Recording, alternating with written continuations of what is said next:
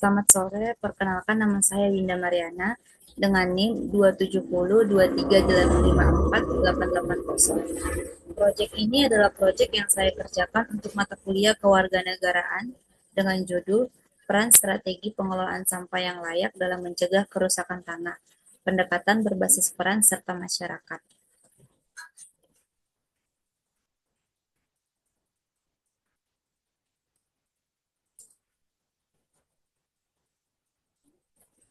Adapun outline dari presentasi ini, yang pertama adalah latar belakang masalah, rumusan masalah, hasil temuan di lapangan, solusi yang ditawarkan, dan refleksi pribadi. Latar belakang masalah. Yang pertama adalah masalah sampah di Indonesia. Indonesia merupakan salah satu negara berpenduduk keempat terbanyak di dunia. Dengan populasi yang sebesar ini, volume sampah yang dihasilkan setiap tahunnya mencapai kurang lebih 19 juta ton, dan 43% diantaranya berasal dari limbah rumah tangga. Yang kedua, dampak pengelolaan sampah yang buruk. Pencemaran tanah dan lingkungan, sampah yang tidak dikelola dengan baik dapat menyebabkan rusaknya kualitas tanah, hilangnya kesuburan, dan menurunnya hasil pertanian. Yang kedua, kejadian tragis. Salah satu contohnya yaitu longsor di tengah pembuangan sampah di daerah Lewi Gajah tahun 2005 yang menewaskan sebanyak 157 jiwa. Yang ketiga, peran masyarakat yang masih lemah. Banyak inisiatif dan program pemerintah seperti fasilitas daur ulang di Jembrana, Bali gagal karena kurangnya partisipasi aktif dari masyarakat. Yang kedua, masyarakat masih sering mencampur sampah organik dan anorganik, bahkan membakar sampah. Padahal cara ini merupakan cara yang berbahaya bagi kesehatan dan lingkungan. Relevansi terhadap SDG 15 Life on Land. Buruknya pengelolaan sampah tidak hanya mengganggu kebersihan visual, tetapi juga berdampak langsung pada konversi lahan, keanekaragaman hayati, dan kehidupan sosial ekonomi masyarakat. Karena itu, strategi pengelolaan sampah yang layak dan berkelanjutan menjadi hal yang mendesak yang perlu ditanamkan sejak tingkat komunitas. Kenapa proyek ini penting? Yang pertama, edukasi dan kampanye tentang pengelolaan sampah bisa mengubah pola pikir masyarakat. Kesadaran individu dapat menular menjadi gerakan yang kolektif yang berdaya ubah nyata. Proyek ini tidak hanya menyasar aspek teknis pengelolaan sampah, tapi juga pembangunan karakter dan kesadaran sosial masyarakat. Rumusan masalah. Yang pertama, apa saja faktor yang mempengaruhi rendahnya partisipasi masyarakat? Yang kedua, bagaimana dampak buruk dari praktik pengelolaan sampah yang tidak layak? Yang ketiga, sejauh mana strategi pengelolaan sampah berkontribusi pada SDG 15? Dan yang terakhir, apa langkah-langkah strategis untuk meningkatkan keterlibatan masyarakat?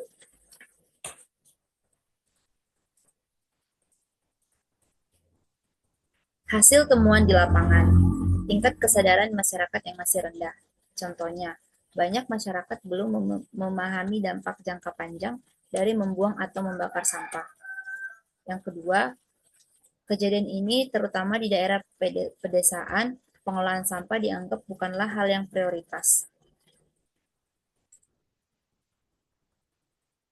Yang kedua, hasil temuan di lapangan yaitu minimnya sarana pengelolaan sampah. Contohnya, tidak tersedia tempat pemilahan dan pengolahan sampah yang memadai. Contoh yang kedua, infrastruktur seperti bank sampah atau tempat penampungan hanya tersedia di beberapa wilayah saja. Contohnya yang lain, praktik pengelolaan sampah masih dilakukan secara tradisional.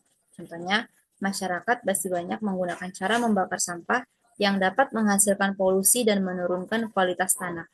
Yang kedua, sampah organik dan anorganik dicampur sehingga menyulitkan proses daur ulang.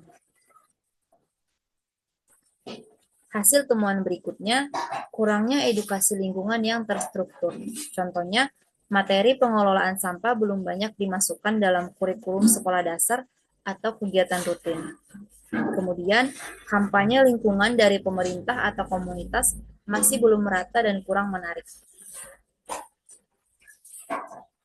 Solusi yang ditawarkan berdasarkan hasil yang ditemukan di lapangan.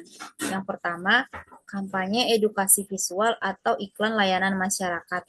Contohnya, membuat video kampanye berdurasi pendek yang berisi ajakan dan informasi praktis seputar cara memilah dan mengelola sampah. Yang kedua, mendistribusikan video melalui media sosial, grup komunitas, dan platform daring lainnya. Solusi yang kedua yaitu penguatan peran komunitas lokal. Contohnya, membentuk bank sampah atau kelompok sadar lingkungan. Yang berikutnya, program gotong royong atau gerakan Jumat Bersih yang dilakukan secara rutin. Kemudian, kegiatan edukatif seperti lomba memilah sampah atau workshop daur ulang. Solusi berikutnya, penerapan prinsip 3R, reduce, reuse, dan recycle. Yang pertama, reduce atau mengurangi dengan cara mengurangi penggunaan plastik sekali pakai dan produk berkemasan berlebihan. Gunakan kembali. Caranya yaitu menggunakan kembali barang seperti botol, tas belanja, atau wadah makanan. Yang ketiga, recycle atau daur ulang dengan cara memisahkan sampah organik dan anorganik, memanfaatkan limbah menjadi produk baru. Contohnya yaitu pupuk dari sisa makanan. Solusi yang berikutnya, berkolaborasi dengan lembaga pendidikan dan pemerintah lokal dengan cara mengintegrasikan materi pengelolaan sampah dalam kurikulum sekolah.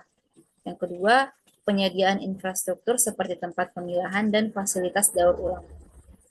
Contoh yang ketiga, penyuluhan dan pelatihan masyarakat yang dilakukan secara rutin. Dan yang terakhir, melakukan program insentif atau reward untuk warga yang aktif dalam melakukan pengelolaan sampah. Refleksi diri. Proyek ini menyadarkan saya bahwa pengelolaan sampah bukan hanya soal teknis, tetapi juga tentang kesadaran dan partisipasi dari masyarakat. Saya belajar bahwa tindakan kecil seperti memilah sampah dan mendaur ulang sampah dapat memberikan dampak besar jika dilakukan secara bersama-sama.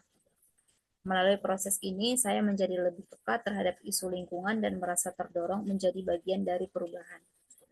Nilai kolaborasi dan gotong royong sangatlah penting, karena membangun kesadaran lingkungan membutuhkan proses yang konsisten dan melibatkan berbagai elemen masyarakat. Saya merasa lebih bertanggung jawab sebagai individu yang peduli terhadap keberlanjutan lingkungan, khususnya kelestarian tanah. Demikian presentasi untuk proyek saya. Terima kasih.